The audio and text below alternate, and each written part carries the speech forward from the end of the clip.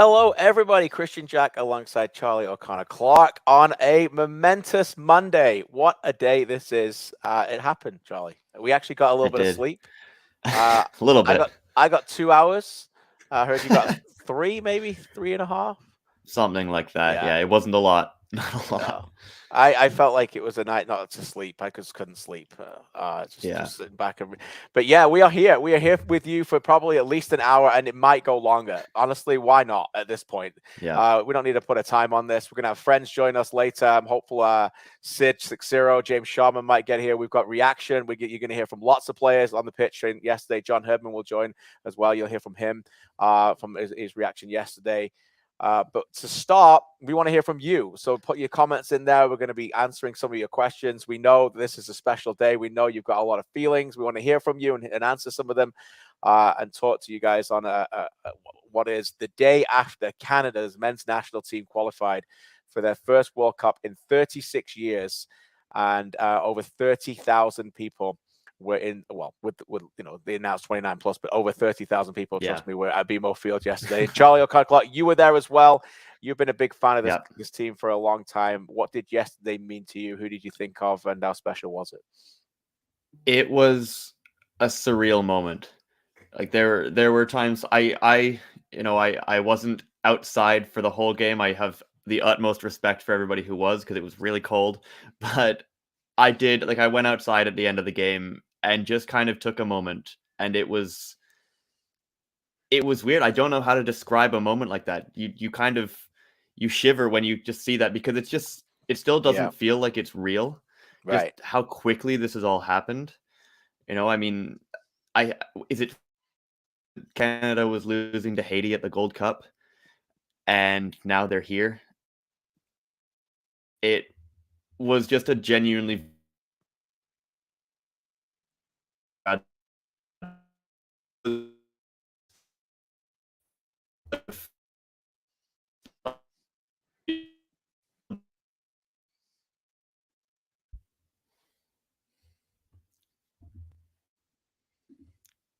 Did I lose Charlie there for a second? I think I lost you there for a second. I think we're you still lost here. Me yeah, for we're a second. Good. No, it's all good. It's we're we got frozen in the moment because it was special. This is even the computers, even Wi-Fi is having a moment with these emotions. Yeah, but Charlie's back, and I think we got the majority of it. I felt like you were describing that, that iconic moment on the movie Miracle when Herb Brooks goes down the tunnel after they do it, and he has that moment on his own when he like fist pumps and everything, and that just gets you right in the feels. I think a few people had that moment yesterday. I mean, we all had each other as well, but everybody thinks about people that they're who they're connected to. Some people who are no longer with us. I know that's important for a lot of people as well. And also, I thought yesterday, and I tried to convey this on the broadcast, this was not a Toronto sports moment. This was a Canadian sports moment.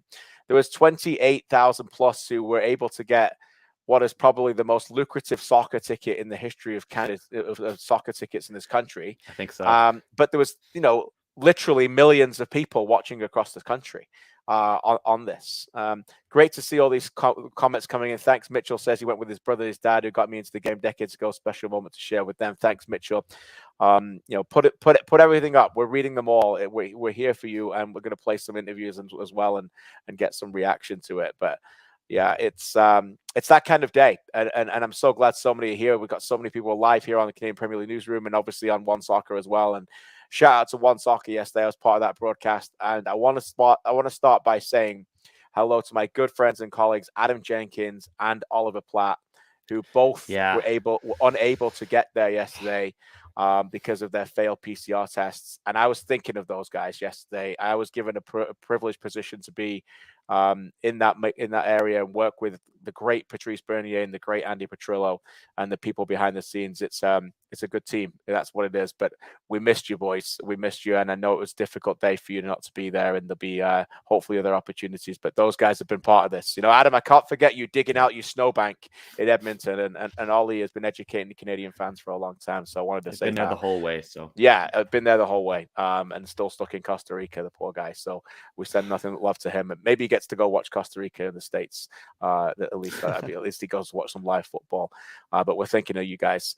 But yeah, it was. You know what was great about yesterday, and we're going to play some interviews in a minute, but how the whole thing was just perfect.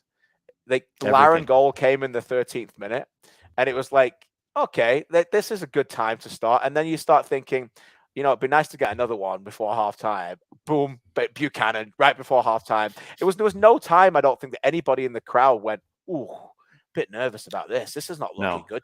Jamaica have had a few chances here. Like, this could go sideways. Like, no time at all. Right, Charlie? That's what I think. I got the feeling. I think from kickoff, I think maybe just a minute into that game, you could tell that Canada were all business in that game, right? Great point. They came and it would have been easy to get kind of caught up in a moment or look ahead and expect the game to come. But right from kickoff, Canada were fully in control. And I think everybody in that stadium could tell that the goal was coming and it was coming soon. And it did in the 13th minute with just an unbelievable piece of build-up play. I think 8 players touched the ball leading up to that goal. Yeah. Just phenomenal stuff. And for it to come that early, it was the moment that BMO Field was waiting for. They knew it was coming, but for it to kind of take that burden off the shoulders that early and just kind of make sure that it was going to be Canada's day, it was perfect. As you said, it was an unbelievable moment. And I think everything from, the very start of that day, from the Canadian bus arriving at the stadium to the very end of it, everything was exactly, the moment that I think everybody has dreamed of. And it was so much. I know that Canada really wanted to qualify in Costa Rica on Thursday, but I think that this was a lot better. The more I talk to them, I don't know if they actually did. Look, they're not gonna say they didn't want to try and win the game. Yeah. But this was God's plan, as was singing out over the anthem, by the way, at BMO Field. So look, the great thing about yesterday was it was a day that Canada deserved without concern, and that's been a long time coming. All those Canadians who've been there and watched games and suffered and miserable and know it's not going to go our way, to go and have a game like that where you never had to worry, oh, that guy looks dangerous for that team. Oh, I think they're getting deeper here. We're not. Never. And when that goal went in, it was the roar of the crowd like a proper football stadium, but it was followed by emotions where they're like, this is our day. Here we go. We can enjoy this. And Canada's waited a long time for a day like that. Push aside the nerves and enjoy every moment of it. That's what was special for me. All right, let's get to some sound. Let's play John Herdman first. Here's John Herdman on the field after the game with myself. I'm here with John Herdman. I'm going to get to the history in a second, but what does this moment feel like? Oh, my God. Unbelievable.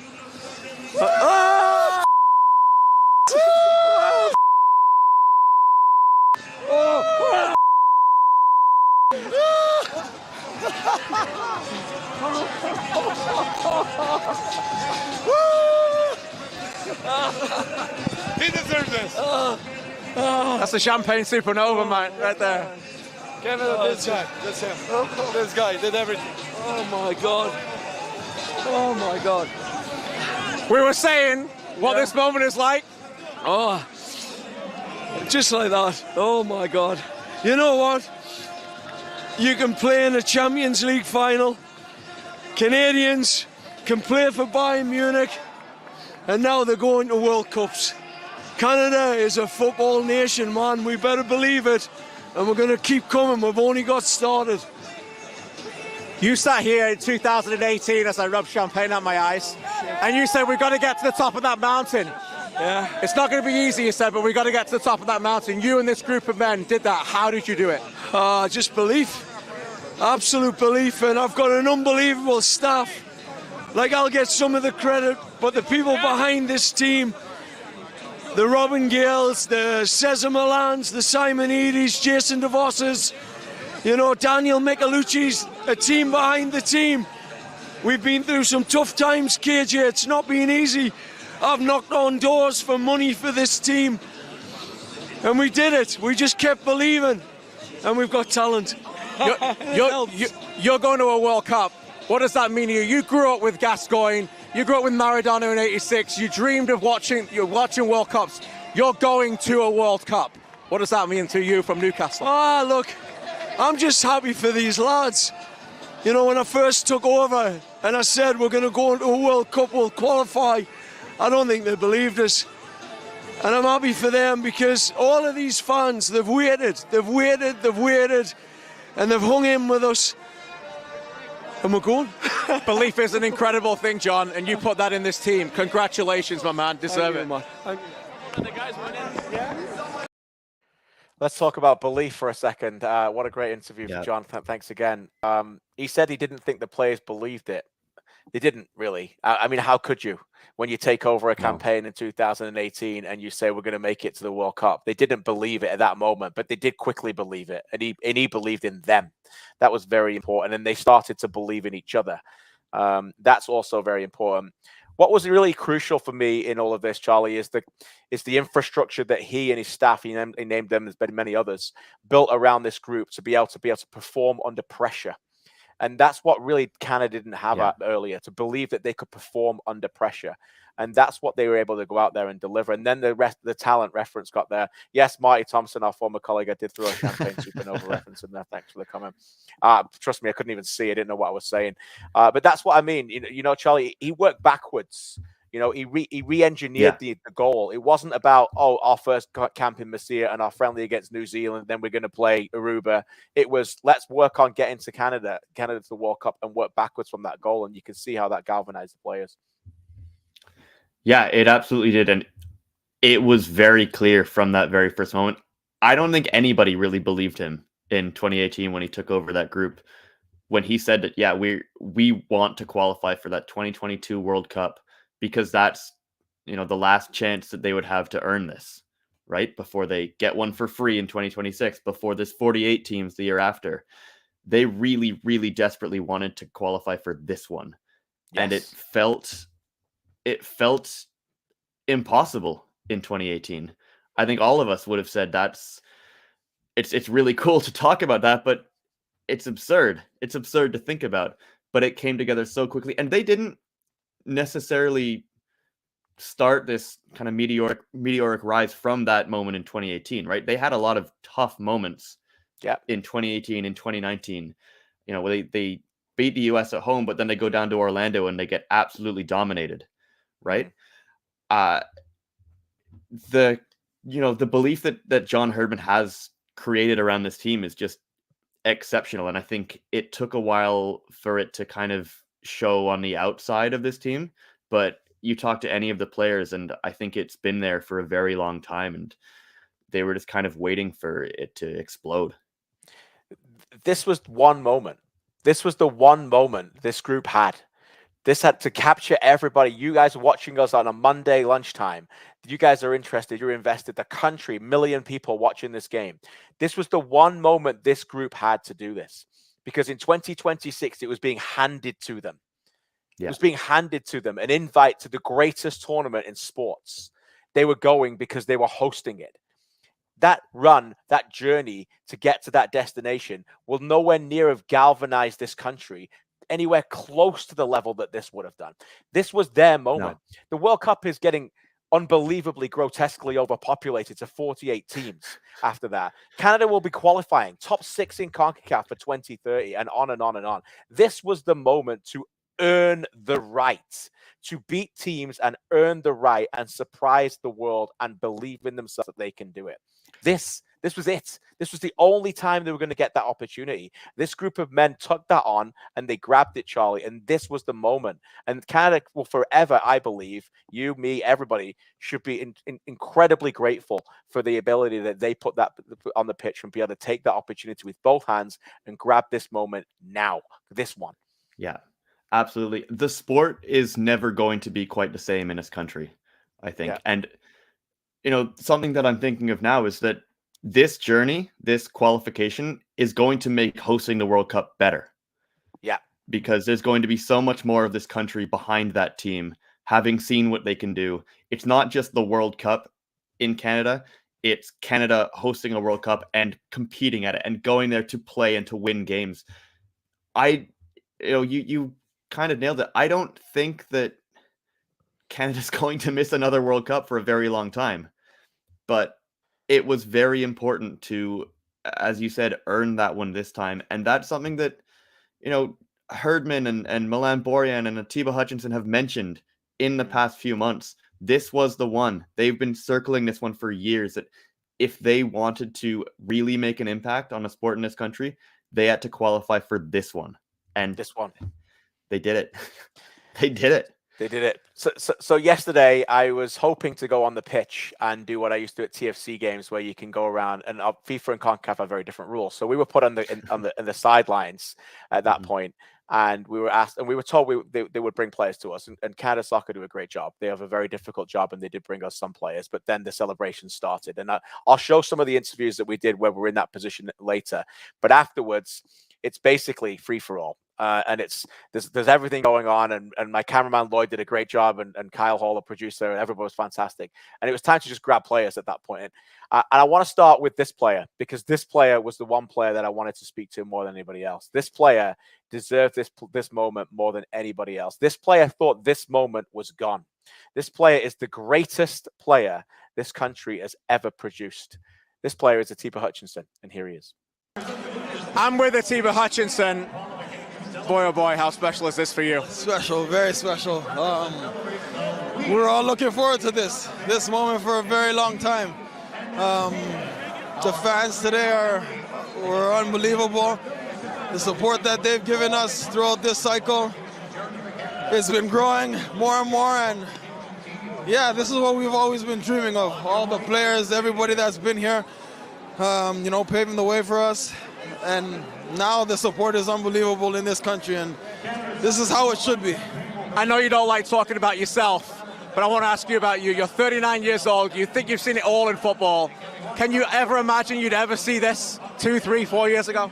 No, I didn't think this was possible. I thought this chance was gone a few years back, and it was kind of out of my head, to be still playing and giving myself a chance to represent Canada and hopefully qualify for a World Cup. And now we've done it. We've done it as a team, as a country, and it's amazing. What would it mean to you to play for Canada in the World Cup? What's that going to mean to go as a 39-year-old to go play in Qatar? Dream come true. Yeah, it's something I've always been dreaming of since I was a kid.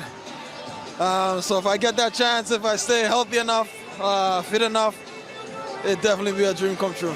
Of all the players today, and every one of them deserves this moment, I am so happy for you. Congratulations. Thank you, Kristian. Appreciate it very much. Thank you. And he will be, if he plays, God willing, I'm sure he will be the second oldest outfield player in the history of the FIFA Men's World Cup to play there at 39 years old. This tournament has been played, this great tournament, since 1930. And only Roger Miller of Cameroon will be older as an outfield player than the great, and I mean great, Atiba Hutchinson. Great. And we can all hope that he will be there on the pitch in Qatar with that fabulous number 13 on the back of his brilliant Canada Soccer shirt. Your thoughts on Atiba Hutchinson, Charlie? And it's great to see so many people putting in the chat here and having so many people join us. This number is incredible today. It's incredible. I was really happy to see the reaction of the crowd when Atiba came into the game yesterday. I think as soon as I saw that he was going to be on the bench and not in the starting 11, we all knew that there was going to be that moment that he had to be substituted into the game specifically for that moment. And BMO Field delivered. His name was chanted around the crowd. You could tell how aware of the moment that crowd was. They knew who this guy was. When they announced the whole team after the game, they kind of put them all through the Guard of Honor. Atiba got the biggest ovation, as he should, because he has been with this program through some really, really dire years, right? Yeah. He's been at the lowest moments of this program, and now that he's been along for the ride for the highest moment, it's incredible. And there really isn't a member of that squad that deserves this more than him at the moment. And you can tell all of the players agreed. Yesterday was not the moment for me to ask the question. I understand sometimes when journalists will interview a player who's just won a World Series or a Super Bowl about your future and what do you want to do next? You're a free agent. And I always, as a fan, think, I understand why they have to do that. Nobody put pressure on me to ask it, so I wasn't going to ask about the future. But it did hit me yesterday that it could very well have been his final game ever to play for Canada in Canada. That did hit me yesterday. I don't know if that's the case. I'm sure there's going to be friendlies and World Cup warm-up games. We don't know if he's going to be ready for that. But it certainly was his final, or we can say this, his final competitive game for Canada in Canada. There's no doubt about that now. This is a man I've been interviewing for 6-7 years in a row, and every time I interview him, I feel like I ask him, when are you going to be done? And he just kept going. He didn't know. So that was fantastic. I was just so happy for him. I think we're going to get some special guests shortly, but I'm just going to tell producer Jeff what I want next. I think we should speak to Alistair Johnston next, because this guy, there's a moment in this interview, and Maxime Crepeau comes in, and it went quite. People were messaging me about this little wink that I did or something. I did. First of all, I didn't. I don't think I remember did it, but the second I got that. You got it. Yes, you'll probably see it in this interview. But where it comes from is Alistair Johnston. Much like I told Alex Bono this when I saw him on Friday. There's some people, when you meet them in the game and you're like, these guys can do anything they want. And Alistair Johnston can do my job in a heartbeat if he wanted it. He's that good. This guy is an unbelievable talker. He's brilliant, and his football knowledge is off the charts. And the reason why I wink, as you'll see in this interview, is because Maxime Crepeau joins us, and Johnston just takes over and starts asking him questions. And that's what made me the most proud, that he just takes it over. Anyway, enough of that. He's the best. I wanted to set that up before we send it up there, because he did have a great day, and he played a part in that. So it was great that we got the Johnston and Crepeau interview. We'll get to that shortly. But the defense, Charlie, on this team as a whole, everybody wondered about them coming in, and they managed to be superstars on this team. You go through it: Kamal Miller, Steven Vittoria, Alistair Johnston, Richie Larea, Daniil Henry when he got his chance, many others, Kennedy yesterday. They were able to make sure that they did what other people didn't think they were able to do in this campaign. Yeah, and it's not really like some, magical saving grace of a player came into this defensive group, right? To save them defensively. This is a group that Alistair Johnston hasn't actually been with the program for a very long time, but aside from him, Kamal Miller, Steven Vittoria in particular, just all of these players that were part of the group that a lot of us questioned defensively. We'd seen them maybe struggle defensively at Gold Cups. We'd seen them not necessarily be the tightest ship, but it's the same guys that came in, and the tactics were so much sounder. It was the same group that they figured out how to defend so unbelievably well. They didn't concede a goal in the last window. They shut out Jamaica here. I think, how many goals did they even concede at home in this octagon cycle? 2? Right. 2, one to Honduras and one to Panama. Yeah. And that's or there was one to Mexico at the end, but it's just no incredible. one remembers that one though. Yeah, that one doesn't count. It's remarkable. It's been great. The defense has been fantastic. We'll get to Alistair Johnston in a second. Before, let's get to an interview I did with Kamal Miller. Here he is after the game. Kamal Miller from Scarborough, Ontario. You're going to a World Cup. How does that sound? I can't even put it in a word.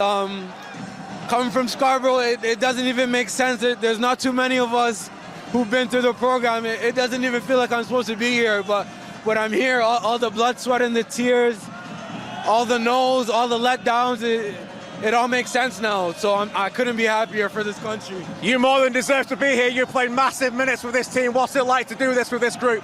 Oh man, these are my brothers. I'll die on the field for these guys. Any day, against anyone.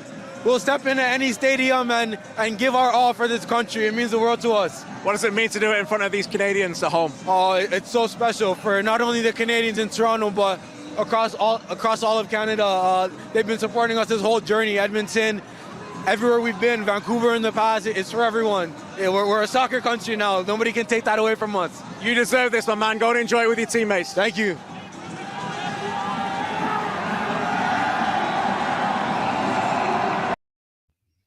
Great scenes. I thought Miller was marvelous in Costa Rica, by the way. I thought he was one of the best players.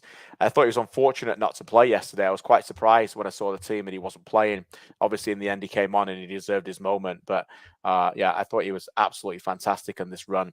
And a good balance of a player. You can see that he balances the opposition well. I think he's very calm back there, and he's getting a lot better. It's great to see so many comments coming in. Just fantastic. Matt, Kilo, Scorpio Canuck, so many people joining us here on this chat. it's just the comments are coming in so much, so quick that it's hard to read them all. It's Scorpio Canuck says John Herdman, first ever coach to lead a men and a women to a World Cup. That's pretty awesome, of course. Yep. It is. Yeah, it's that's a remarkable start and one that Canada will forever own, which is absolutely fantastic. So thanks for everyone's comments coming in there as well. That was pretty special. Really, really great to see the defense work hard on that moment as well. So that was great. The other thing I want to ask you about, Charlie, was the goalkeeper. Now, obviously, Milan Bojan has been an enormous leader for this defense as well, and I think that was really important. Yesterday, he didn't make a save that he needed to make of it. It was just one shot on goal, just rolled at him. But he's made enormous saves throughout this run. I want to talk to him if we get Sid on later, because I know he was on Breakfast TV this morning. But you could just see that excitement in him yesterday with the champagne and how much of a leader that guy has become on a team that is very young, really. Yeah, and he's another one, much like we talk about Atiba Hutchinson. He's a guy who's been around for a very long time, and I think that there were moments, maybe even a year ago, where we weren't necessarily sure if he was going to be the starting goalkeeper for this team going forward, right? He's what is he? He's 38 or something like that at the moment. I think he's a little younger than that, but maybe a little younger than that, but even still, he's been through it all in football. He's seen everything at the club level in the Champions League and so on. He was never really, for a moment in this World Cup qualifying cycle, not just massively committed to this task. And he has been a savior for Canada at a lot of moments. That huge save on Weston McKennie in Hamilton. Massive, that one off the goal line in Edmonton against Mexico. If he doesn't make that save, and if he doesn't, after the one goal they did score, if he doesn't jump on the ball for a good 2 minutes, I don't know if Canada wins that game. He's just such a heart and soul part of this team. He's always the guy in the middle of those huddles at the end of games. He's the guy that's just screaming at this team. He's the motivating presence among the players. And, he's just so important to this team and such a character in this group. Yeah. A character is a great word as well, because they are a mix of great personalities. And look, as I said earlier, I think that the team is so likable. For massive fans and connections to us but people who are joining this team and just getting to know them, they're a very likable bunch of a mix of great personalities. Talking of great personalities and people eventually will take my job, here is Alistair Johnston. I'm with Alistair Johnston, born in Vancouver, BC, but came back to Toronto. You all over the country you represented. Yeah. Special Canadian moment for you. How does this feel? Yeah, this is a Canadian heritage moment. That's what it is. It's something that you dreamed of since a child. It's amazing that we finally got it over the line. It's one of those ones that we've been thinking about it. It's been in the back of our minds, but to finally get it done, to really realize we are going, we booked our ticket. It's something, it's hard to really put into words at this exact moment, but the whole group's just so excited. We're so excited for this country too. I mean, just the energy that we felt. It's been unbelievable, the support, and we can only imagine it's going to get bigger. So, it's just a great feeling. I'm going to talk about the group in a minute, but you played an enormous amount of moments in this. You came in pretty early in the campaign, played a lot of minutes, almost the top minutes of any outfield player. Defensively, you were very important in the game as well. What's it like to contribute and make a significant difference? Yeah, I'm going to look back on and be really proud of that. But at this exact moment, I'm just so happy for the group. It's one of those ones that didn't matter how, it just mattered that it did happen. And, now that we got that done, we're just super excited. But, yeah, I'll look back on it definitely, and there'll be probably some pretty cool stats, some personal accolades in there too. But the biggest thing was getting a guitar, and we did it. You're a football nut. You love your Man United. Your family loves your football. You know what it means. You've been watching World Cup since you're knee high, as people continue to walk through the shot here. But what does it mean to you to go to a FIFA World Cup? It's one of those ones. It's the biggest sporting event in the world. So to be able to, finally be a part of that. With Maxime Capot, don't leave. Don't leave. Yeah, so what does it mean to go to a World Cup? You watch that growing up. For me, it's to think about us playing with the best players in the world, the biggest countries, the biggest footballing nations in the world. Canada's going to be out there. We're going to be out there. We're there, and we're going to win. We're going there to win. Yeah, we're going there to compete, baby. We're not going there just to show up. We're going to go there. We want to turn some heads. That's what it is. Win some games. Exactly. Yeah, so that's our plan. How important was this man, Alistair Johnston, right next to me in this group? Sorry? How important was this man to this group, Alistair Johnston? Oh, Est-ce que c'était important? Oh, non. Oh, non, allez, non, non. the wall, the man, man himself, stopping whoever stepping up. He has no idea against who he's facing, the guy. So, Ali's the man. This is special for you, Maxime Crepeau. It is, yes, it is. It's fantastic. You know, it's a group of guys 4 years ago. We got together, and then we've put in the work. We invest our time, effort, and then there it is. You guys deserve this. I'm so proud of you. Go enjoy it. Let's go get some champagne, baby. Let's go get some champagne. Great characters, Incredible. no doubt about it. And yeah, Alistair Johnston, as I said, anytime he wants to get that microphone after this footballing job, which he's doing pretty good, by the way, being in Europe in a year, you know, whatever he's done playing football, he can have a microphone anytime he wants. That was a fantastic interview. I do want to get another interview in pretty quick, and we'll talk about the reaction to this as well. I think you could make the case very easily that this player, the next player I want to throw to, was the best player for Canada throughout this whole World Cup qualifying process. He is the kind of player that Canada dreamed of for 20 years, the kind of player that just ties everything together. And here is my interview with him after the match. I'm with the midfield dynamo, Stefan Eustaquio. We've been waiting for a player like you for years, my man. How does this feel? It feels amazing. I mean, it's very important because we qualified. But even if we didn't qualify, I mean, I made the best decision in my life to come play for Canada. The relationship I have with my friends, I mean, at the end of the day, that's what I'm going to hold on, relationship. Born in Leamington, Ontario, grown up in Portugal, but proud Canadian. What does this mean to you to be with these players today and do this? It's amazing. When I first started here, I mean, there was 50% of this. And now what we could do all together, us, you guys, the fans, everything, we're going to be in Qatar. Stefan Eustaquio, you're going to play in Qatar and represent Canada. How does that feel? That's a dream come true. Portugal in the group, maybe? I hope so. I'll let you go celebrate. Well done. No doubt about it. An absolute superstar. And as I said to him there, a player that we have waited for a very long time. This is what calls a transition in the industry from one superstar Portuguese Canadian to another superstar Portuguese Canadian. Let's get him in. Let's bring him in. Our own Stefan Eustaquio in the industry areas. Sid Seixeiro. Sid has just been spending the morning. I think he got up when I fell asleep this morning about 3:30, and he spent the morning with Milan Boyan and Atiba Hutchinson. You know, as you do with the stars. Sydney, great to see you, my friend. This is a special day for you. I know. How are you feeling? Oh, future's so bright, KJ. We got to wear some shades, man. Future's so bright. I'm basking in the glow of this. This is still I haven't is it sunken in yet for you guys? That's my first question. I haven't sunk in for me yet. No. It won't for me until the draw, I think. Oh, so a solid Until we 6 see. days away or 5 days away, whatever. Yeah. I'm still like I have to tell you everything you need to know about Atiba and Milan. Like this, all you had to know is this: they went to sleep at a late hour. Okay, late. And I get an email from Atiba Hutchinson saying we'll be there. I'm like, it's okay if you're not. You've had a full Sunday, even off the bench. You've done a lot for all of us. It's okay if you blow me off, because I would blow me off if I were you. Okay, there's no issues here. All right, you're going to a Mundial. That's fine. If you want to sleep in before the Panama flight tomorrow, go ahead. And not only did they show up, they were on time, tested. Wow.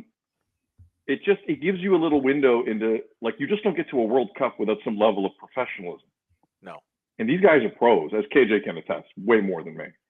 These guys are pros. So just to have them, honestly, selfishly, KJ, it was a cool morning. It was a really cool morning to have him in the day after. And I'll give you this. I privately asked them who they want in the draw.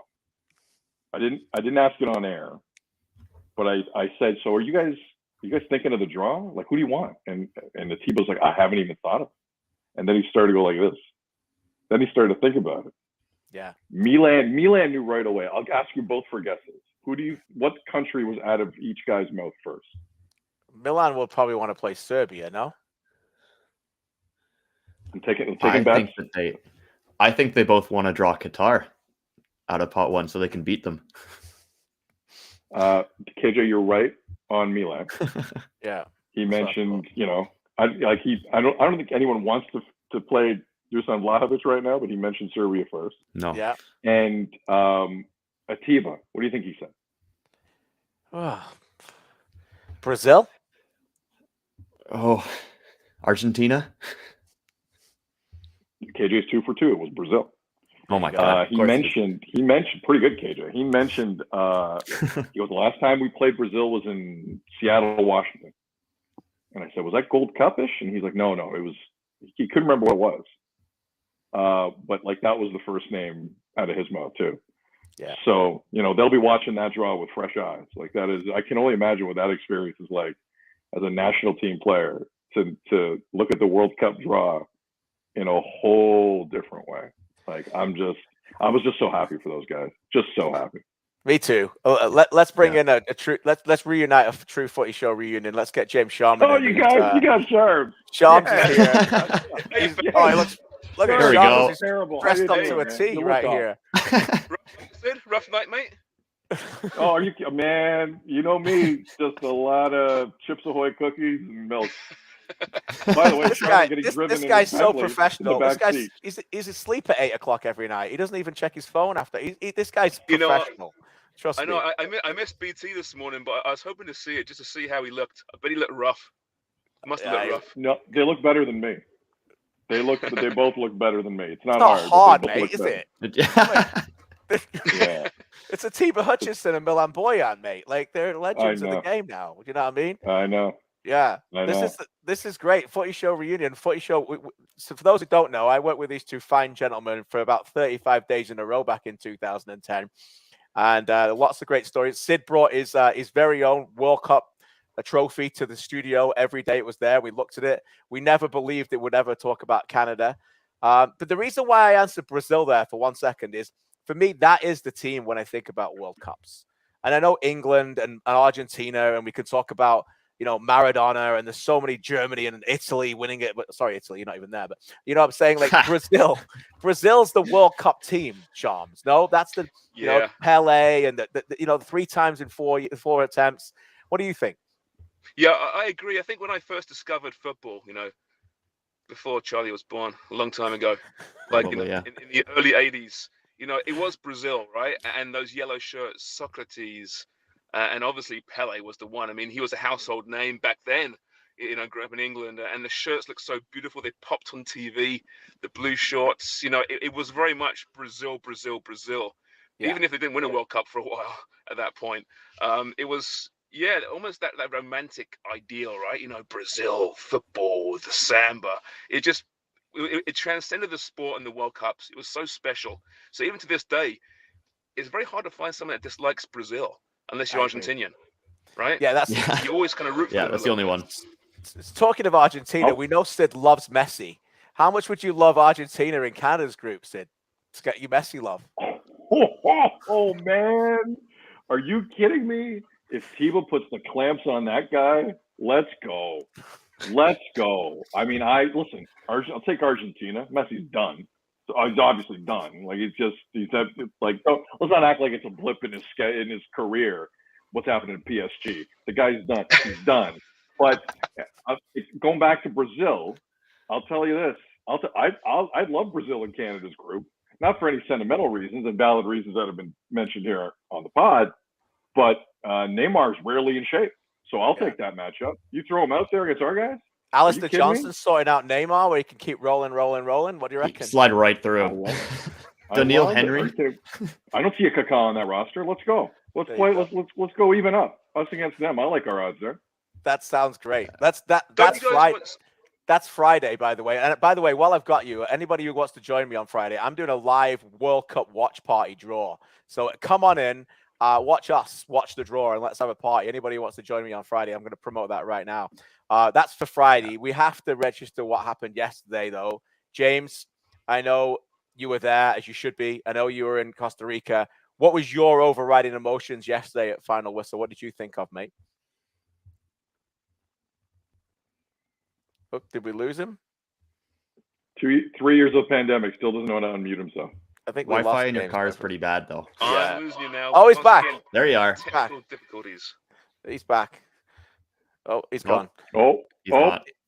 He did the whole like hang up on us kind of thing and pretend it I went, know. and he's coming back business. He You know had- what I mean? Well, he looks like he's Had sitting in enough. the back of his Bentley being driven around Southern Ontario. It You did know, look like typical he was. Sharman. It did look Yeah. like he wasn't driving. Like somebody else. He's got his driver. Sharman's driver is driving him about right now. But Sid, let me ask you, mate. What did it mean to you when you saw that final whistle happen yesterday? I mean, I got a bit more emotional to start the game.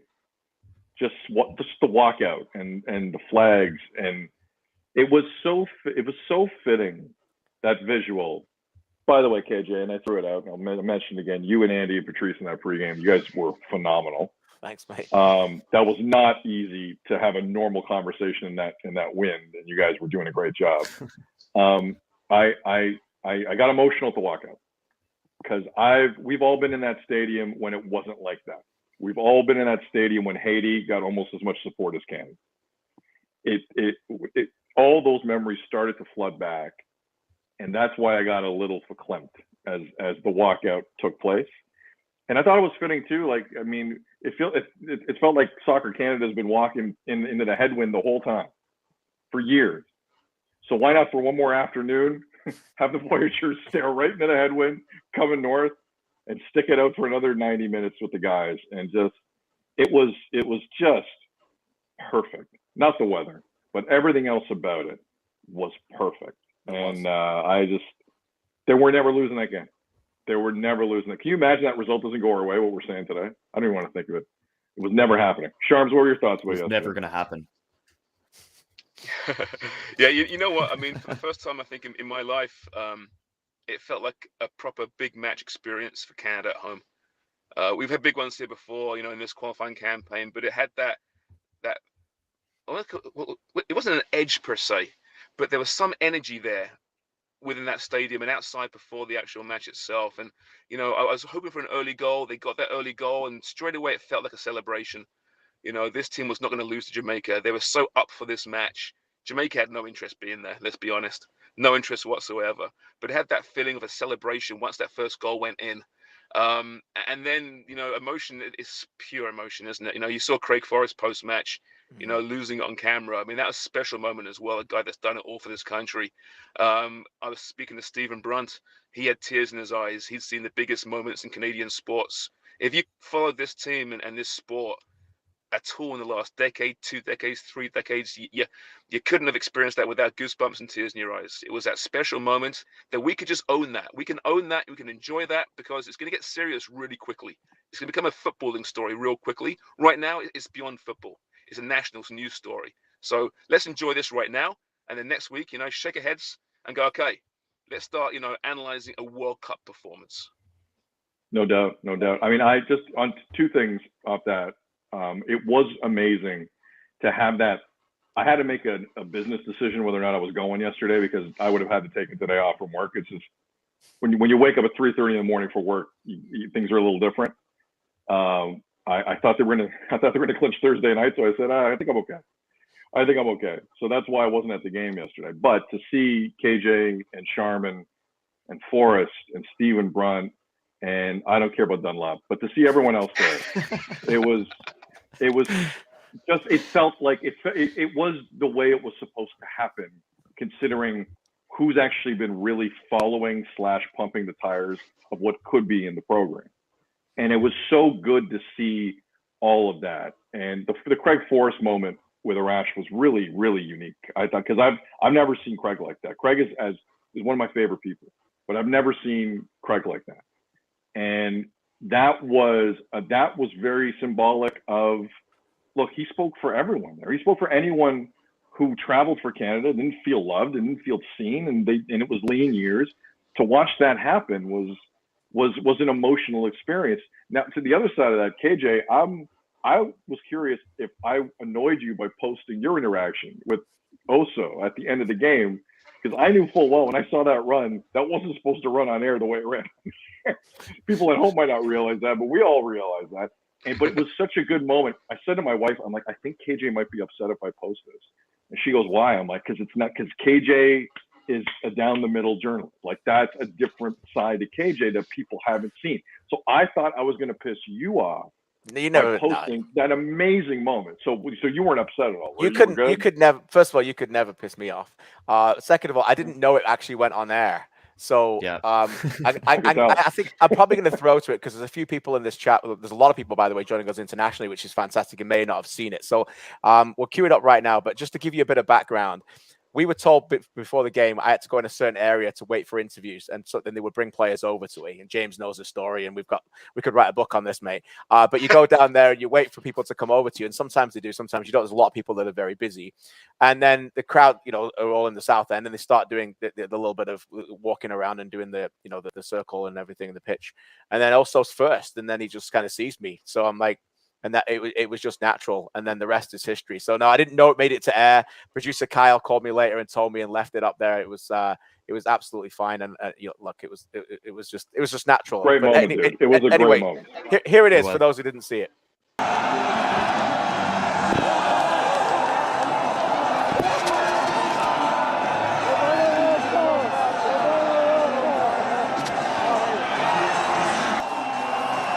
Jonathan Osorio, you're going to a World Cup. How does that sound? I'm speechless. Dream come true. A dream. We all dreamed of this as little kids. And as a Canadian, that was impossible. That was impossible. And today, the impossible happened. It's an incredible feeling. Oh, no. What's happening here? Richie Larea, we're talking about going to a World Cup. 2 Toronto boys going to a World Cup. How does that sound? It's crazy. I don't even know what to say, man. I'm lost for words, but it's a great feeling. I'll let also answer the rest of it, but man, this is crazy. This is a special day for the entire team. What does this teammate mean to you, these teammates? Everything, man, everything. Honestly, like these guys, everyone on this team here, man, we worked so hard for this moment, So to do it here in Toronto where, a lot of the guys are from, it's incredible, KJ. Sorry for my language, but it's incredible, man. Nobody's going to care about your language. Jonathan Osorio's right next to you. He's your teammate. He banged the drum tonight in the middle of Toronto. What was that like for you guys to see him do that? Yeah, honestly, this guy's done a lot for this program. He's led the way and all that, so it's special to see this guy do this for club and country, and for him to have that moment is, big for all of us, but especially him, his family. Everyone here knows who he is, so this is it's great. It's great. Richie Larea, you played left side, you played right side, you played defense, you played midfield. You're one of the best players in CONCACAF. Congratulations, you're going to a World Cup. Thank you, KJ.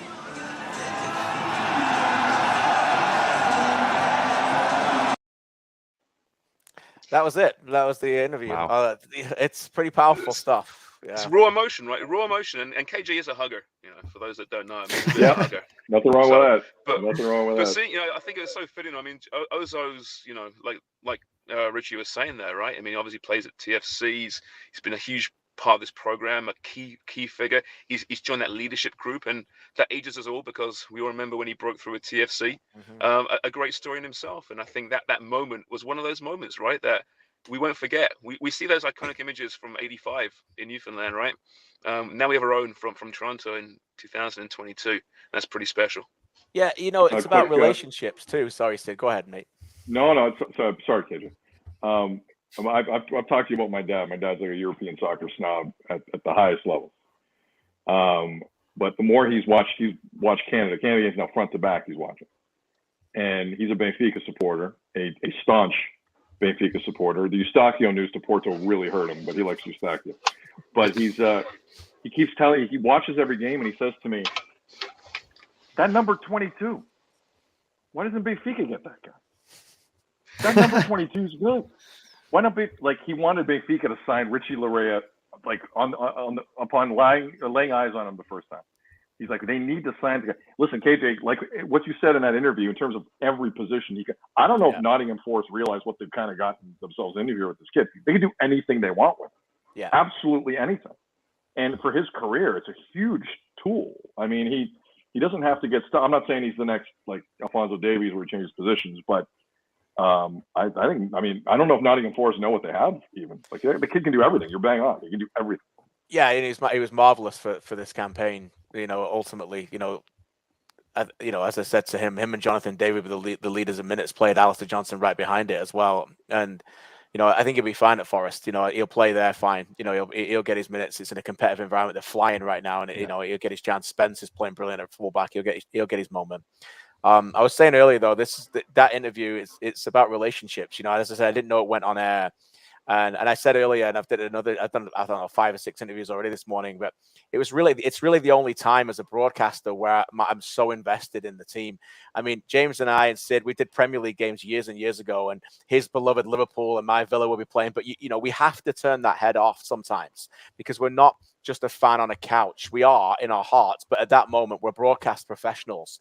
And even in the footy show, we would put our shirts and sneakers on and have fun, but we'd still not just be fans, right, James? At that moment, and I've been on that pitch, and I've done MLS Cups and seen Toronto FC win. And they did a brilliant game against Montreal, and I was down the middle. I love some of the Montreal players, and I wanted them to do well as well. And I was happy for TFC, but it wasn't in my heart that that was my club. But with these players and the relationships you build with them, they're just such a likable bunch, James, that you can't help but be that kind of connected to them. I said that before a few times, how likable this bunch is. And you got the coach, with the Hollywood smile. The World Cup's going to just embrace these guys. And they may stick around for 3 games, 4 games. Who knows, right? What's going to happen? But every World Cup's got that story. Remember Cameroon all those years ago, right? And how the whole world just embraced Roger Miller and company because they had that charisma to them, right? Which other teams didn't have. I think Canada's got that potential. I really do. I mean, Christ, Fonzie. I mean, this guy is just box office when he opens his mouth, or whether he's, setting up Robert Lewandowski at Bayern. We have this likability combined with this. Listen, let's not call them world class just yet. They're a good team. We'll see how good they're going to be. But that's a gift, I think, to world football, and that's what they're going to be. They've got that potential in Qatar later this year to really own that tournament in the early stages, just from that standpoint. And Charlie, you've there are always players too, so you've spoke to so many of them. It's just a good group, There are always these teams at World Cups that kind of become the neutral's favorite, right? Every World Cup is a team that's maybe not one of the top, not one of the teams you expect to win the World Cup, but they're a team that just catches the eye of everybody. And I think it's going to be Canada. I mean, not to mention that nobody wants to draw Canada, I think, on Friday. They're going to go to this World Cup, and it's going to be incredible to see the whole world kind of experience this team like we've been able to in the last year, and just get to know not just how entertaining this team is on the pitch, but how entertaining they are off of it. As you guys mentioned, all of these players are phenomenal, whether it's on camera, on a microphone, or in person. It's just such a fun team, and it couldn't have happened to just a better group of guys, I think. Yeah, I agree. It's been fantastic. Sid, any final comments, my man, before I let you go sleep? No, we'll stop punishing Charlie here with the old person stories while he soaks. And I mean, as a 12-year-old, this must be a big moment for you, Charlie. So congratulations to you. Charlie's the new Brendan Dunlop. Yeah. I love it, and he loves it too. By the way, what? You'll get used to it, Charlie. It's fun. Yeah. You'll get comfortable in it. Why is Sid dressed as the Eddie Hearn of Canadian footy is a great question, by the way. What am I missing on the Eddie Hearn? Sorry. What am I missing? Go ahead, Sid. Boxing. Oh, sorry. Okay. I just like, we're not going to make up the numbers, man. We're not going to be tourists over there. Like, give me a draw. Are you telling me if Canada draws, like, and I know Egypt still qualifying, let's say Egypt, Denmark, South Korea, we don't got a shot? Of course we got a shot. Yeah. Now, we got to avoid the France, Germany, Portugal disaster of the last Euro, whatever the hell that was. Maybe we got to avoid that. That group was brutal. Yeah, I don't want to be hungry. That group was fantastic, by the way. I loved it. Yeah. It wasn't that fun. It wasn't that much fun. Not for a Portugal fan. It wasn't that much fun. No. But like, I don't see a lot of permutation. I'm going through and I know with the situation in Ukraine, we're not going to know all 32, but like, I'm doing the math on something. We're in these groups. I'm sorry. We can qualify from 90% of the groups that get drawn Friday. I'm convinced. I'm absolutely convinced. And that's what's exciting to me. This does not end here. This isn't some story where you go and it's great and you're Peru and it's been forever. No, this is different. This is way, way different. And that's the best part of the story for me. We are only beginning. James, your final thoughts, mate? John Herdman loves the big quote, right? We had it 4 years ago. There's one coming pretty soon, right? And it's going to be something about we're going to get through the group, right? I really believe that that's what's going to be the mentality and the message from the coach. I want the worst draw possible. I want the biggest clubs. I want a group of death. To me, I want to see this team play the real players in world football because they've been incredible. What a story. But CONCACAF isn't the strongest region at the moment. We know the states are in transition. Mexico's getting older, yada, yada. We know the stories, right? I still think they're a good team. But I want to see them play the best in the world on a competitive stage. We'll worry about, easy groups in 2026 and 2030. Right now, first World Cup in 36 years. Let's get France and Germany and whoever else you want in there. Let's get the toughest groups possible and just enjoy the ride, guys, because it's going to be something we've never seen before. I'm half with you. I want one major heavyweight and then give me a chance to get through the group. I want that one game you're talking about, but I don't want two. I'll take. Two. I mean, two's a bit much. I'll take a Brazil. No. I'll take a France. I'll take an Argentina. I'll take an England. I'll take a big game where it's a massive media. The media's frenzies off the charts. So these players and they deserve, by the way, to get one of them. They deserve one of those games where it goes all over the world, international media for fun and everything. A powerhouse. But then give me a couple of other ones in there that they could potentially get 4 points from and get through the group. That's the way I'm looking at it right now. We've seen a CONCACAF team win a group of death before. When Costa Rica topped the group of was it England, Uruguay, and Italy? Yeah, thanks for the reminder. And they won that group. I know. That was not a great world. It was 2014. Sharman's phone right? just collapsed thinking of 2014. Sharman's using a phone in his car for the first time in his life. Sharman's just got out. Oh, I scared him off. But we've seen it happen. He's just hung up in disgust at the memories of 2014. Yeah. Either that or Suarez just bit his phone, one or the other. I don't know. It could have been that too. Yeah. Hey, listen, Sid, my man. I know you've had an amazing day, and it's probably dinner time for you right now. So thanks for joining us, mate. This has been fantastic. All right, Charlie. KJ, good seeing you guys. Enjoy the draw. KJ, hell of a job yesterday, man. It was great seeing you out there. It was only right. It would not have felt the same if you weren't out there. And Alain LaRouge. Oh, he decided to grace us with his presence again. It's great. James is back for a final word. We thought you hung up with disgust of 2014, mate. I'm sorry. I promise next time, KJ, I won't be in my car. Okay? I promise. Well, every time you leave, every time you leave, there's a joke made in the chat that people think you're getting driven by some chauffeur. It looks like you're not. I'm not driving myself, and thankfully, no. I just did an interview and I had to get out of the hotel, so I'm in my car. So I apologize, mate. Next time I'll be more professional. No. Although, look good. Nice suit. There's nobody looking more professional than you, right, mate? No need for an apology. We'll let your driver take you home back to your pie shop, mate. Thanks, mate. Cheers. Don't forget, check out Sharman's Pies as well. He's not only an outstanding broadcaster, he sells amazing pies. So go check it out. Wherever you are in the world, just make some orders and make him send them to you. He'll figure it out. Thanks, James. Thanks, Sid. This was a pleasure. See you, boys. God bless, boys. Alain LaRouge. God bless you too. Thanks, guys, for joining us. That was a lot of fun. Charlie, pretty fun chatting with those boys. And look, they've been around a long time covering this sport as well, right? So it's nice to get them on here.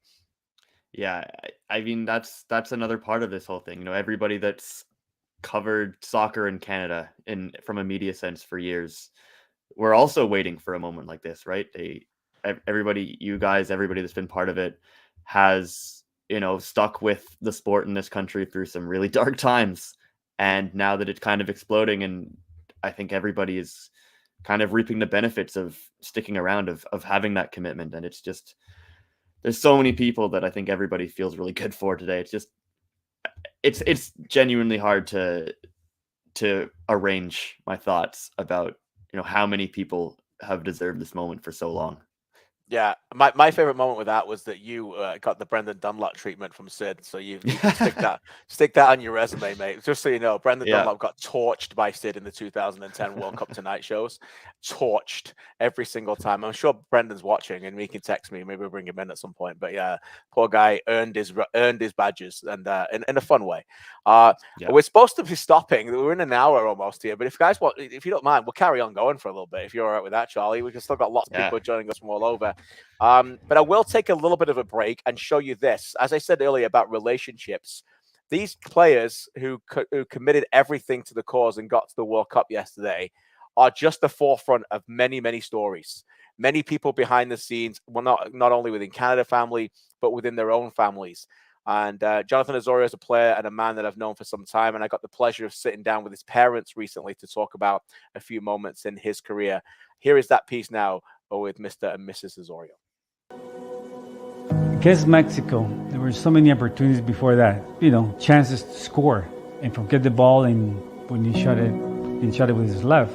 He's not a left, so that was even better. And against Mexico, greater. We just went crazy. We were here with my two boys and my wife, and we just started jumping, hugging each other. It was fantastic. The feeling for watching Jonathan play for Canada is amazing. It's just, I feel proud. Proud for him, proud for the other boys, proud for Canada. It's amazing. When the play happened, the way he was moving, and the opportunity came, the space, the way he finds his space is it's very unique. When they're 8, 9, 10, you see kids, everybody following the ball. He didn't. He would just wait. He wasn't the one running to the ball and everywhere. He would just he would always space himself. Always. And I go, oh my God, that's fantastic. I think maybe by the 14, when he was in high school, I think that's when he really mentally said, you know what, Mom, I think I could do this.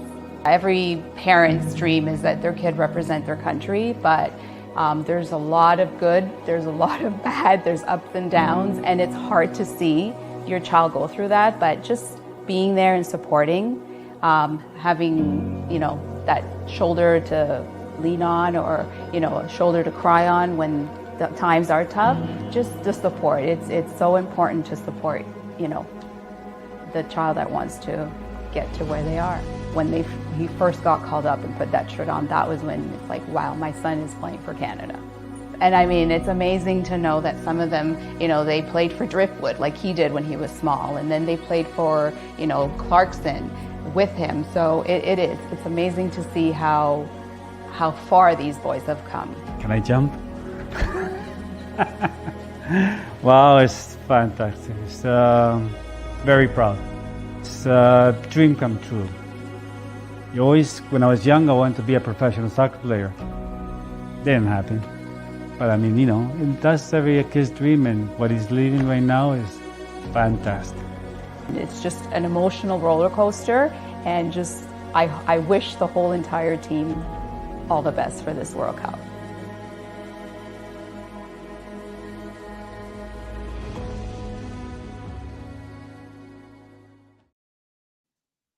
Hope you enjoyed that. And again, thanks so much to the Osorio family for welcoming me, Kenny, and Carolina into their homes to put that together.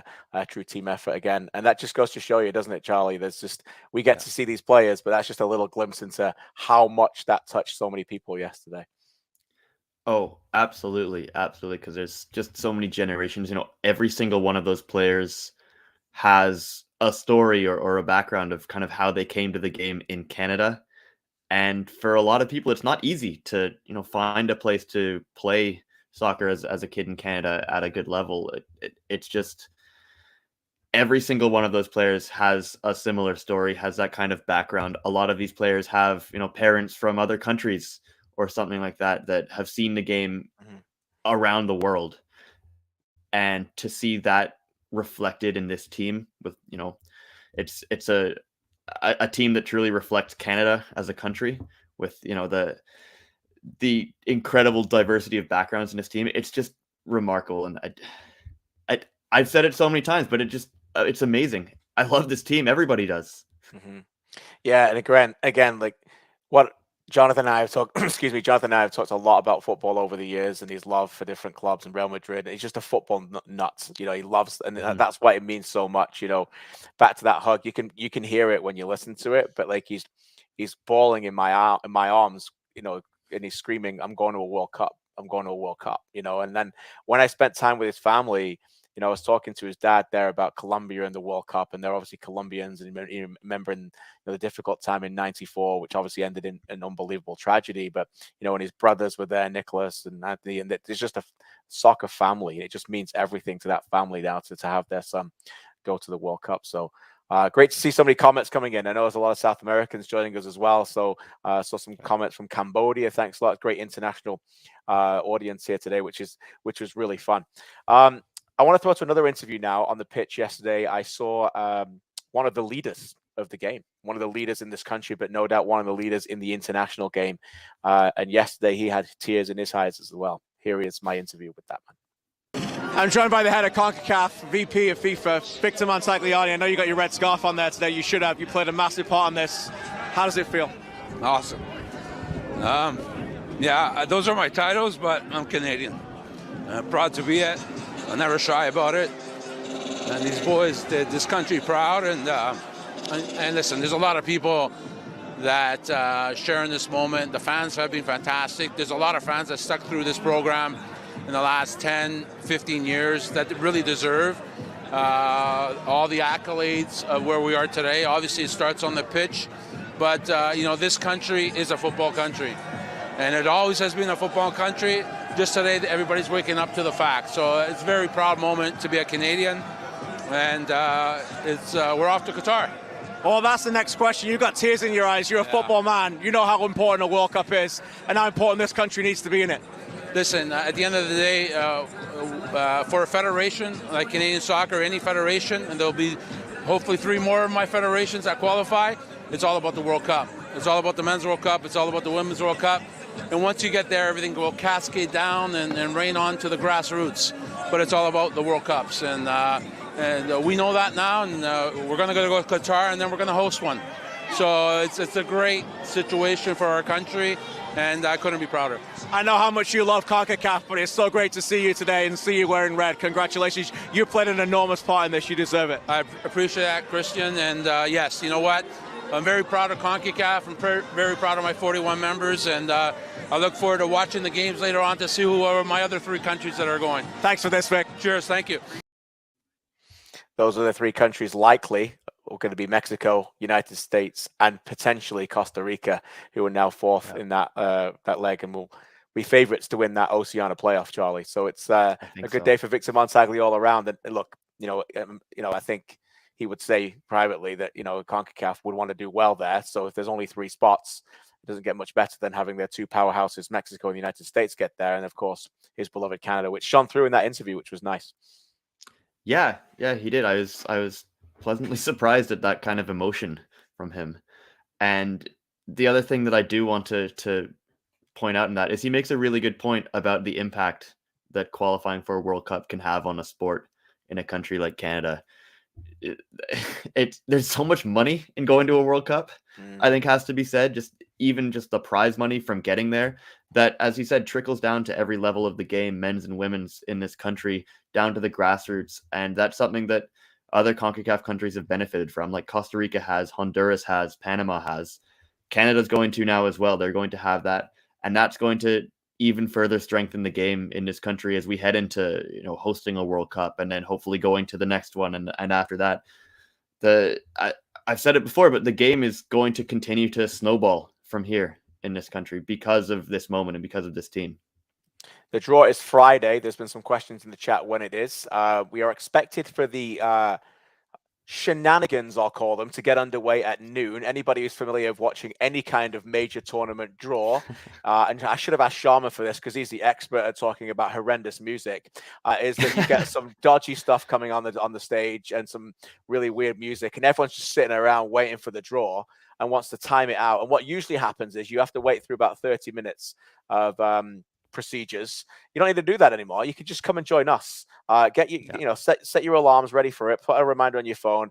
I think we're going to come up an hour before. I think we should come up 11 a.m. Friday Eastern. Me and Charlie and abundance of guests. We'll just throw anybody in there and then come and join us. And we're going to watch this draw live together. Let's do it together, Canada. Let's join us all together. Come and watch this together, and let's have a lot of fun doing that. We expect it to start around about 12:20, 12:25. And what I've noticed in the past with World Cup draws, and I love them, by the way, is that they start going quicker than you want them to be. At that point, you can't keep up. After once they start, once it starts, it's like so maybe we'll even do a little, I don't know if I can plan this out in time, maybe we'll do a little bit of our own draw before, Charlie, in the first hour. Let's do our own draw and see what happens on Friday. Yeah, we'll do something. So join us for that.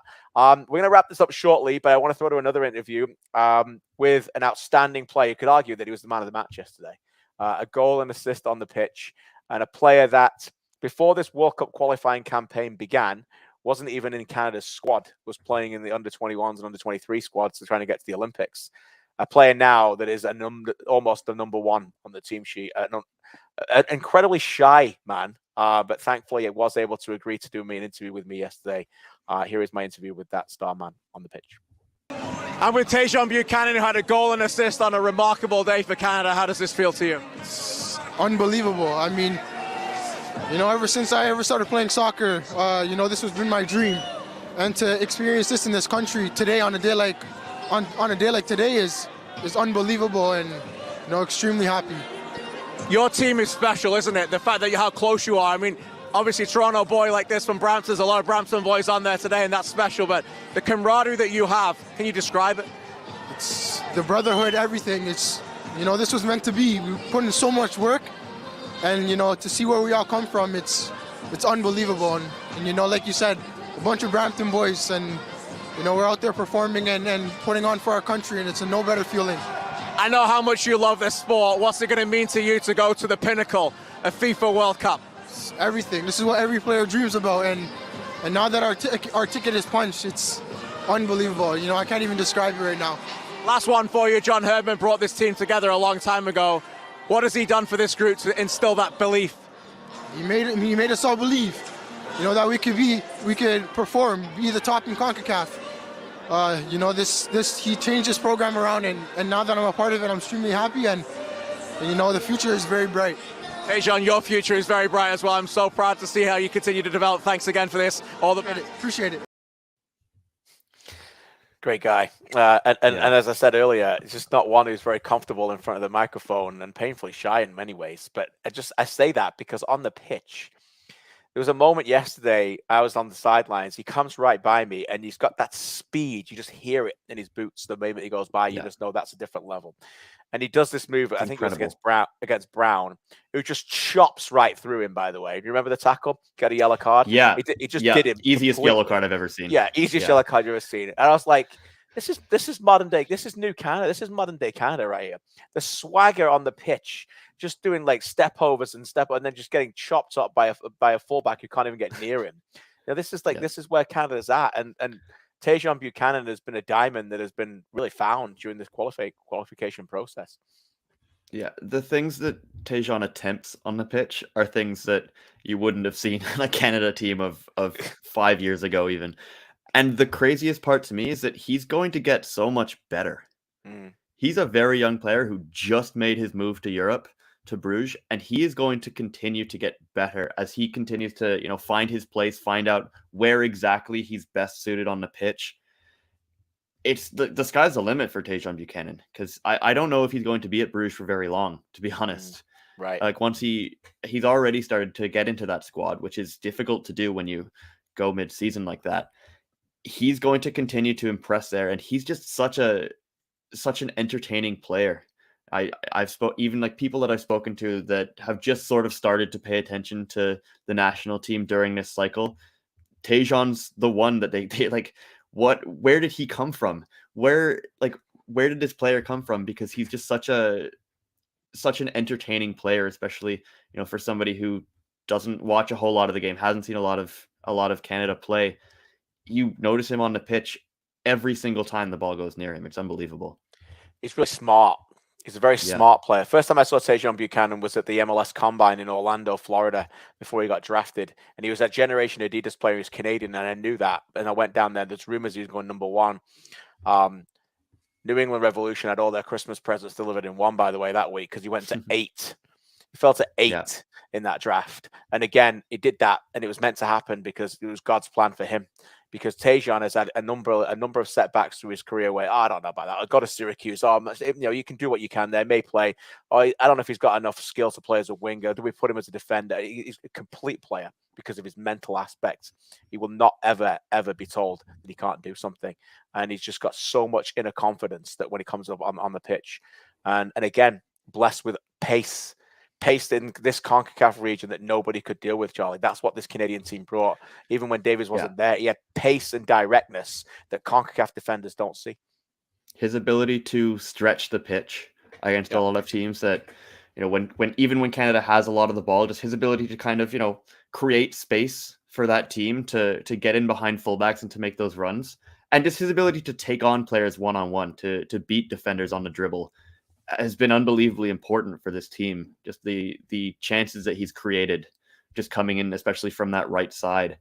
I don't know if there's been a better player to come in and step in, especially when Alphonso Davies hasn't been there on this team. They're not the same player by any means, but he's able to do some of those sorts of things with that pace, with that ability to, stretch a team out, as I said, and to create that space by just beating defenders. He can nutmeg pretty much anybody in the world, I think, and he can find that pass. So it's been so important to have him playing in that attacking role for this team in this cycle. He also so committed without the ball as well. And there's times in this system where he's asked to play fullback when they go into a 3 and Johnston can cut deeper, cut inside, and he has to really cover. And his work rate has been very, very good. There was a moment in this World Cup qualifying game, the second game of the season, second game of the campaign, where the ball came over to his side against Mexico and he just missed it. He was a yard short and the ball came over and they scored because he didn't recover that moment. And I never saw him make that mistake again. He never made that mistake again. Nobody ever got beyond him after that. And he worked and shifted and so much work harder on that ability and commitment without the ball. And that's not easy to get out of these, Mavericks in the final third to get that commitment. But everybody, I showed some clips last week. If you haven't seen it on One Soccer, you can find it. The defensive work from David and Laren and what they do as a front two. And that is the team for me. Defensively, they commit from the front. They've got defensive forwards who make good angles, and Buchanan. And everybody buys in. There's no defensive passengers in this. Not even Davies when he's playing. You had to buy into it. Talking to buy-in, let's get to our last clip of the post-match reaction. What I liked about yesterday was David Wotherspoon was there, which was great to see. He's obviously suffering from a long-term injury. Great to see that he came over for it. Stephen Vittori obviously wasn't able to play, but they obviously took care of him. And Sam Piette, who's been a major part of this about this team as well for years now, was ruled out injured actually because of when he was playing last for Canada. Hasn't been able to get back on the pitch since, and he flew in that morning as well. So Sam Piette, who deserved it yesterday just as much as anybody else, joined me on the pitch after the game. I'm joined by Samuel Piette, who was unable to play today but played a lot of minutes. What does this feel like? It's crazy. I have no words. It's unbelievable. Hey, you saw the celebration, the atmosphere, and the entire game. So I don't think we can realize right now that we're going to the World Cup. We will realize in a couple of days, but it's a real moment, just a proud moment. Can you take our viewers into what the mind of the player was like when John Herdman came to you 4 years ago and you were in that camp first and said, picture the moment of going to a World Cup. How did that belief be instilled into you as a group of players? Yeah, I mean, obviously, that's what you expect from a coach that's coming in. Nice words and then, good phrases that try to make the team believe in a project. And 4 years later, we made it. And then, John is one of the guys that he worked his ass off for 4 years every day to bring this team to Qatar. And it's unbelievable. He did an incredible job, and the boys too. It's special. This group is special. Final question on the boys: the fact that you guys are so close, how much did that help, and how special is it to be able to do it with this group? Yeah, I mean, obviously, I was disappointed with the result in Costa Rica, but not gonna lie, I was happy to fly down today for the game and live these emotions in live. So it's in front of our fans too, here at home. It's unbelievable. There's no better scenario, that's for sure. Samuel Piette from Quebec, congratulations, man. You guided Canada to a World Cup. Thank you, my friend. Thank you. I think KJ's dropped out for a second. There you are. You're back just in time. Yeah, I was watching Samuel Piette there, and it just said out the broadcast. I think that might be good. us. Sorry about that, Charlie, to leave you all hanging on your own there for a second. Wasn't very long. What I wanted to say was, and we'll finish with this, is that St-Pierre said in his own honest way, just because he's so genuine, was, when John Herdman comes in, he's like, it's just a bunch of words and phrases, a new coach coming in and try, these players have heard it all before, man. Do you know what I mean? You can't con the players. You got to figure out that how do you be genuine and get them to believe in you, right? Eventually, PowerPoint presentations and motivational speeches have just gone over their heads because these guys are the best. That's why they make it to the professional level. But in the end, he got them to believe in themselves and in him, right, Charlie?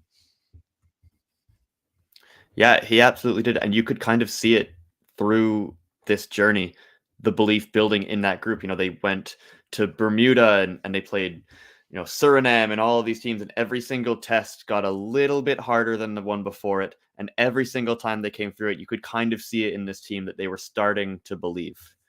Because you can talk about believing, but you don't necessarily actually believe that until you see it for yourself, until you experience it, because you're on the pitch and you are winning these games, and you're winning games that John Herdman has told you that you can win.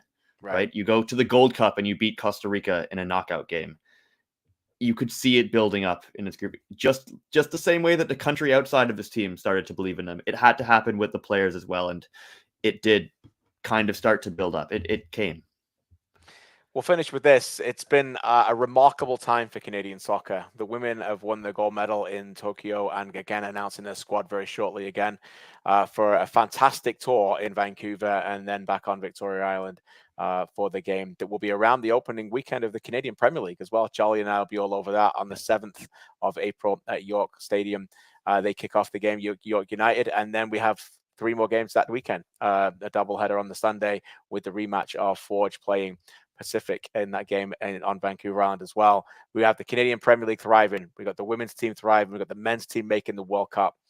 And we've got a lot of people falling in love with the sport, and that's really important. And yesterday was just one of those days where people will forever remember where they were when. And Charlie, that was pretty special to be there inside that stadium. And again, thanks for all your work. It's a great piece that you wrote. Please check it out, campl.ca. Charlie's got some great work on there that he continues to shine on there. Please go read that. And some of the best pieces in this business are often the ones that are written from the heart. We don't always get to do that, right, Charlie? Because we're always covering games and doing all that things. But when you can sit down and write from the heart, that's when you write your best, my man, right? Sometimes you have to take the analytical hat off and just, say what the emotions are, say what the feelings are, because I think that's what yesterday was about. It wasn't necessarily about the tactics or the game itself. Yesterday was an emotional moment for everybody. So I think that's the most genuine thing that we can do. Just be genuine and love each other. That's all we'll continue to do, everybody. Remember that. This is sports. We're not saving lives, but we are making lives better. And we've got one more game, Wednesday, live on One Soccer. You can join myself, Andy Petrillo, and a whole host of other characters. That's right. This great group that you're falling in love with still has one more game. One top spot to finally clinch. They're almost there. They can come top of CONCACAF World Cup qualifying. You can join us live on One Soccer for that game, which is on Wednesday, the 30th, as they go to Panama.